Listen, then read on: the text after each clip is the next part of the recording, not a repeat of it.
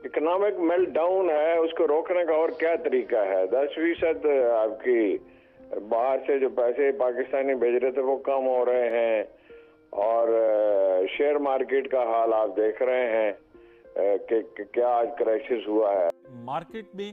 वो trend positive हमें क्यों कर नजर नहीं आ रही, और डॉलर क्रंच की बात हो रही है। डॉलर IMF का जो रिव्यू है वो अभी तक पाया तकमील तक नहीं पहुंच पा रहा, और मुख्तलिफ किस्म की बातें हो रही हैं। अगरचे तो हुकूमत तो बड़ी वजाहत से कह रही है और तसलसल से कह रही है कि डिफॉल्ट का खतरा नहीं, लेकिन आवाजें उठ रही हैं कि जी इक्तिसादी तौर पे हालात जो हैं वो बहुत चैलेंजिंग। जय हिंद दोस्तों, मैं महेंद्र शर्मा स्वागत करता हूं वन वर्ल्ड हिंदी में आपका। उम्मीद करता हूं आपका स्वर स्वस्थ है। दोस्तों ये दिखाते हैं पाक मीडिया की कुछ लेटेस्ट डिबेट, जिसमें कैसे डिस्कशन किया जा रहा है कि पाकिस्तान में अब करेंसी क्राइसिस अपने चरम सीमा पर पहुंच चुका है, क्योंकि कहीं न कहीं पाकिस्तान के गिरते हुए शेयर मार्केट, पाकिस्तान का गिरता हुआ मार्केट ये सीधा सीधा शो कर रहा है कि पाकिस्तान की अब इकोनॉमिकल हालात बहुत ही गंदे तरीके से खत्म हो चुकी है। क्योंकि पाकिस्तान में करेंसी क्राइसिस एक सबसे बड़ा मुद्दा है, जिसकी वजह से पाकिस्तान में डॉलर खत्म हो चुके हैं, और बाहर जो इंपोर्ट में पिछले दिनों आपने देखा था कि पोर्ट पे इनके जहाज खड़े हुए थे, इनके पास पेमेंट करने के लिए ढेला नहीं था।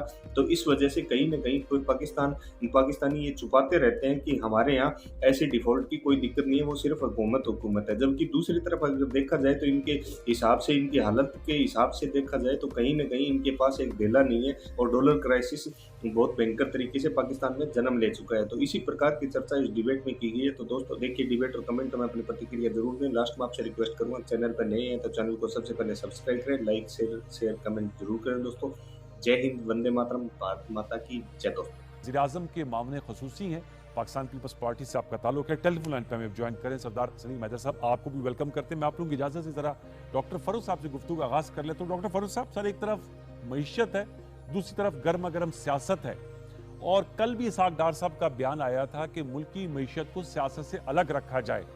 लेकिन बात जो इमरान खान साहब कर रहे हैं वो कह रहे हैं कि जी जब तक से सियासी स्टेबिलिटी नहीं आती, मुल्क की मईशत नोज डाइव जा रही है और वो जाती रहेगी। मैं आपसे जानना चाहूँगा, जैसे अब मैंने कहा बाज़गश्त हो रही है सूबाई असम्बलियों की तहलील के हवाले से, और फिर कहा जा रहा इलेक्शन होंगे, दूसरी तरफ जो है हुकूमत कह रही है जी तवानाई बचत प्लान में तमाम सूबे ऑन बोर्ड हों, हमने इम्पोर्ट बिल को अपना कम करना है, IMF के साथ रिव्यू के मामलात हैं जो तस्फिया तलब हैं। इसहाक डार साहब कह रहे हैं कि जून तक मामलात जो हैं वो पेमेंट के हवाले से वो हमारे हाथ में है। मैं आपसे जानना चाहूँगा, ये जो इस वक्त सूरत हाल है सियासी गैर यकीनी, ये कितना हर्ट कर रही है मुल्क की मईशत को? साहब, इसमें कोई शक नहीं कि सियासत और मईशत का एक गहरा ताल्लुक है, एक चोली दामन का साथ है। और पिछले 50 सालों में जितनी भी रिसर्च हुई है वो ये बताती है कि जिन ममालिक में सियासी अदम इस्तेहकाम रहता है उनकी जो मईशत है वो ठोस पटरी पे नहीं चल पाती। लेकिन मेरा ख्याल ये है कि अगर पिछले 2 से 3 महीनों का आज हम मुकाबला करें तो सियासी दर्जा हरारत पाकिस्तान में कम हुआ है, ज्यादा नहीं हुआ। वो मैं इसलिए कह रहा हूँ कि वो जो लॉन्ग मार्चेस वाला मामला है वो इस बिहाइंड अस, वो खत्म हो गया है। फिर एक बड़ी गैर यकीनी की फजा जो chief of the army staff की अपॉइंटमेंट के हवाले से थी वो भी खत्म हो गई। तो ये 2 पॉजिटिव चेंजेस हुई हैं, लॉन्ग मार्च का खत्म हो जाना। अब ये जरूर है कि इमरान खान साहब शायद अपना आखिरी सियासी पत्ता जो है, जो रेजोल्यूशन ऑफ असेंबली वाला मामला है, असेंबली तहलील करवाने वाला, वो शायद खेला जा रहा है। लेकिन मेरी राय में सियासी जो दर्जा हरारत है उसकी कमी आई है पाकिस्तान में, एटलीस्ट जो आलमी इन्वेस्टर्स हैं उनके हवाले से, क्योंकि विफाक के ऊपर जो खतरात थे, जो सियासी गैर यकीनी थी, वो अब शायद मुंतकिल होती नजर आ रही है सूबों के ऊपर, और सूबों के ऊपर जो आलमी इन्वेस्टर्स हैं, आलमी सरमायाकार हैं, वो उसके ऊपर इतना उसको इम्पोर्टेंस नहीं देते। ये आपने बड़ा अहम नुक्ता उठाया डॉक्टर साहब जी, ये आपने अहम नुक्ता उठाया है कि जो सियासी दर्जा हरारत है उस पर कमी आई, जो और इंटरनेशनल इन्वेस्टर्स जो हैं उस सूबाई मामलात को उस तरह सीरियस नहीं लेते जितना विफाक के मामलात को। तो सर फिर वजह क्या है कि मार्केट में वो ट्रेंड पॉजिटिव हमें क्यों कर नजर नहीं आ रही, और डॉलर क्रंच की बात हो रही है, डॉलर IMF का जो रिव्यू है वो अभी तक पाया तकमील तक नहीं पहुंच पा रहा, और मुख्तलिफ किस्म की बातें हो रही हैं। अगरचे तो हुकूमत तो बड़ी वजाहत से कह रही है और तसलसल से कह रही है कि डिफॉल्ट का खतरा नहीं, लेकिन आवाज़ें उठ रही हैं कि जी इक्तिसादी तौर पे हालात जो हैं वो बहुत चैलेंजिंग हैं। जी अनवर साहब, मईशत के हवाले से ये दो बातें जो आपने जो मोस्ट इम्पोर्टेंट है वो दोनों बातें की हैं। मैं अगर मुझे मौका दें, डिफ़ॉल्ट और माशी हालात की कमज़ोरी में एक ख़ास तफरीक कर लें।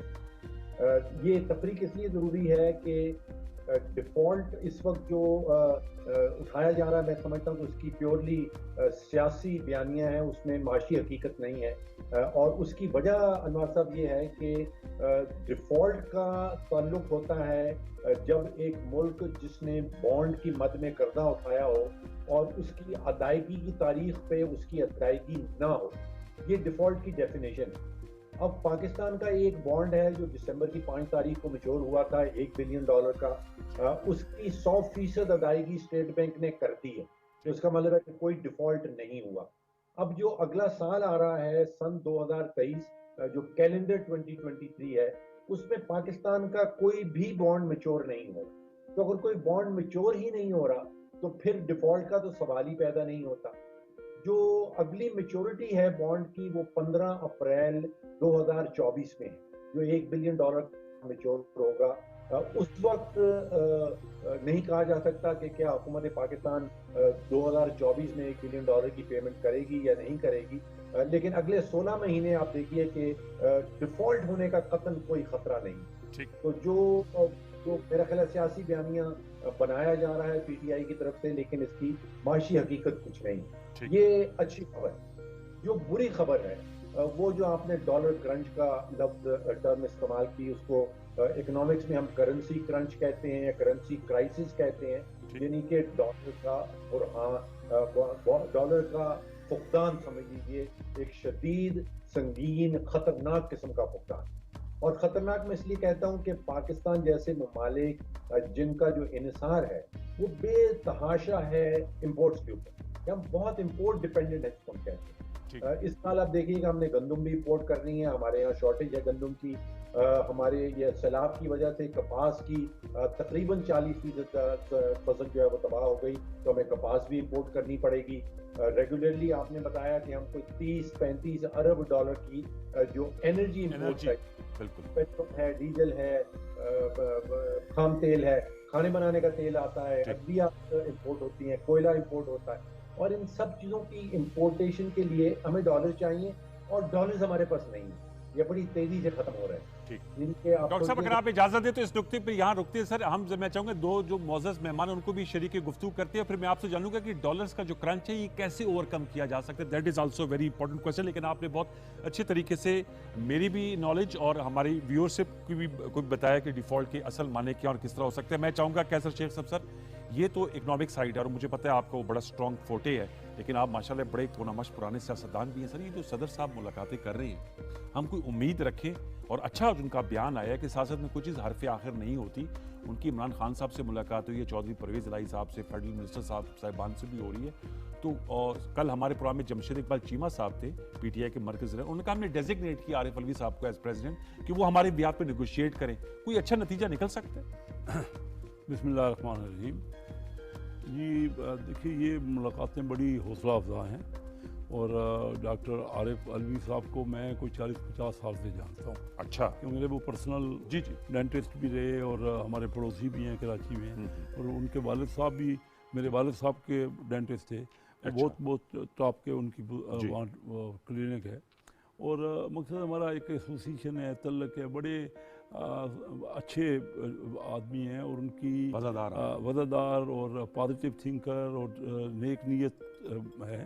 तो मैं ये समझता हूँ कि वो बड़े तवज्जो से उनकी कोशिश प्रिवेल अपॉन कर जाएंगे खान साहब पे कि वो अपना जहन बदल लें और 17 तारीख की को तारीख देने के बजाय जो उसको डेफर कर दें। ये बहुत बड़ा सवाल है जिसका जवाब मेरे पास नहीं है। असल सवाल तो ये है कि खान साहब पे प्रिवेल करना, तो बहरहाल मुझे नहीं पता। मैं तो डॉक्टर आरिफ अलवी साहब के बारे में कह सकता हूँ कि उनकी जो सोच है ना पाकिस्तान से, वो मोहब्बत करते हैं। आप चिन्नौट से मेंबर कौमी असम्बली मुंतखब होते हैं, पंजाब असम्बली की मुमकिन तहलील का मामला है, आप समझते हैं कि अगर तहलील होती है तो PMLN तैयार है सूबाई असम्बली के इलेक्शन लड़ने के लिए? मैं तो बिल्कुल, सबसे पहले आपके PTV के न्यूज़ के ना प्रोग्राम में मैंने सबसे पहले कहा था अच्छा। मैंने कहा तो ये तोड़ने की बात करते तोड़े हैं, हम तो तैयार हैं, लेकिन इनको नुकसान होना है। इनको होना है? उनको होना है। वो पता नहीं क्या, खान साहब नेशनल असेंबली चले गए ना, तो उनको नुकसान हुआ ना।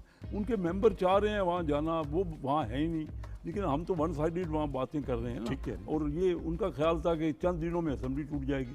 उनकी असेसमेंट गलत साबित हुई ना। 8 महीने तो हो गए जी। और अभी कंटिन्यूड है, हम अपनी बातचीत वहाँ कर रहे हैं, वन साइडेड हो रहे हैं। हम तो चाह रहे हैं, उनको बुला रहे हैं। तो ये उनका बिल्कुल गलत डिसीजन था, नॉन पॉलिटिकल डिसीजन था, गैर सियासी बात उन्होंने की। अब ये जो फैसला कर रहे हैं ये भी गैर सियासी है। इसमें वो अपने आप को उन पंजाब से और KPK से भी हटा लेंगे। देखिए असद उमर साहब को मैं सुन रहा था, वो कहते हैं मुतहम्मल नहीं हो सकेंगे, इतने बड़े सूबे में इलेक्शन और KP में एक फिजा बन जाएगी। ये असद उमर साहब ने भी वही बात करनी है जो खान साहब ने करनी। ठीक है, मैं उनको भी बड़ी करीबी जानता हूँ असद उमर साहब को। अब 3 महीने की आप देखिए